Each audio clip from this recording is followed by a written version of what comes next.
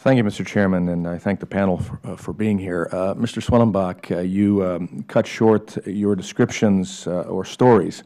I want to give you a little further opportunity to tell us some of those stories. I mean, you talked about the Nepalis who were captured and ultimately murdered. I guess we use that term, but also the fact that one of them was decapitated and the rest were murdered later on. Tell us a few more stories, because a panel like this, its purpose is to get the answers and problems, but I think it's also to give voice to those who have no voice. The third example that I wasn't able to recount in my oral earlier was a case of alleged labor contracting or labor trafficking in Iraq with a DoD subcontractor or a State Department subcontractor that was involved in building the new embassy compound in Baghdad. The multinational Force Iraq Inspector General did look into these allegations that First Kuwaiti was doing this, and according to a Inspector General memorandum from 2007, they stated that several laborers reported that fraudulent hiring practices were used during their recruitment. They stated the promises made and the terms of the original contracts presented to them in their country of origin were inconsistent with the actual conditions regarding lower pay, longer hours, no days off of their employment in Iraq. The memo also details debt bondage that some of these laborers faced. A large majority of the workers from the Indian subcontinent incurred recruiting fees of up to 1 year's salary, which far exceeded the legal limits of the countries where the recruitment took place. And in some extreme examples, third country national workers relinquished all pay for between 9 to 12 months of labor. And if that isn't indentured servitude, I don't know what is. But that was the third example. And that was in violation of the country of origin.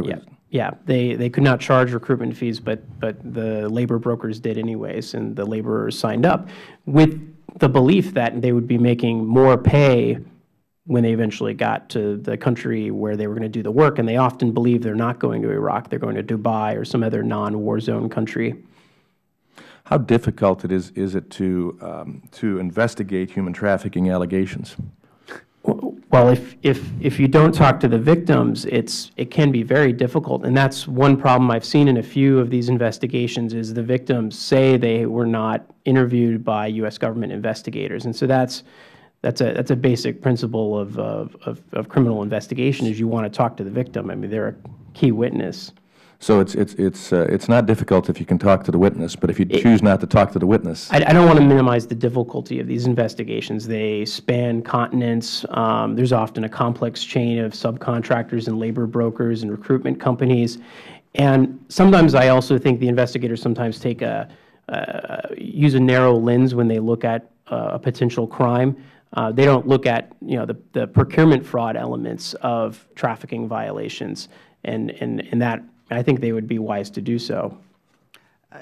If I might, Representative Walberg, I'll also say that it isn't that difficult if you really take an interest in it. My colleague Sindhu P.K. and I recently interviewed a dozen victims in the south of India in Chennai, and we interviewed many, many victims on the ground in Iraq. The problem is, and one of the problems with the DoD IG report, when you read about the people they interviewed, they never spoke to a victim.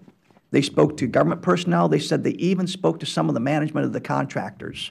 But not the victims. But never the victims.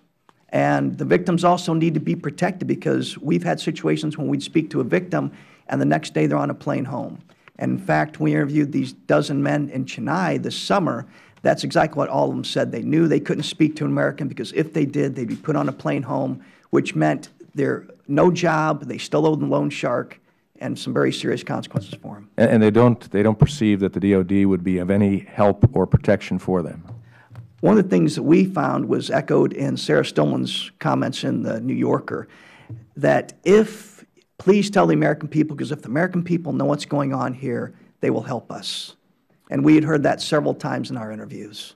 They believe that if the American people know how they're being treated, that we would help them. Mm-hmm. Mr. Eisenberg, what needs to happen to increase oversight and enforcement?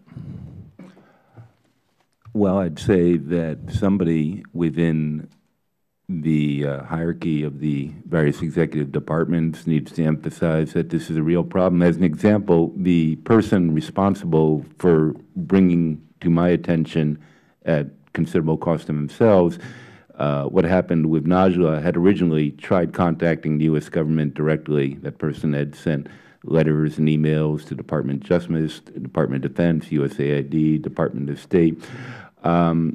It was not until— With no results? No results, except that earlier this year, that person finally got contacted initially via email more than 10 months later after that person had originally contacted that agency to say, we're in receipt of your email and would like to talk to you more about it.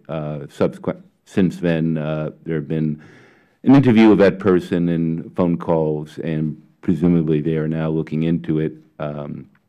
Where the status of that is, I don't know, but clearly there's no excuse in my mind for a 10-month delay between receipt of information and, getting back to that person. Okay. Thank you. Thank you for bringing light.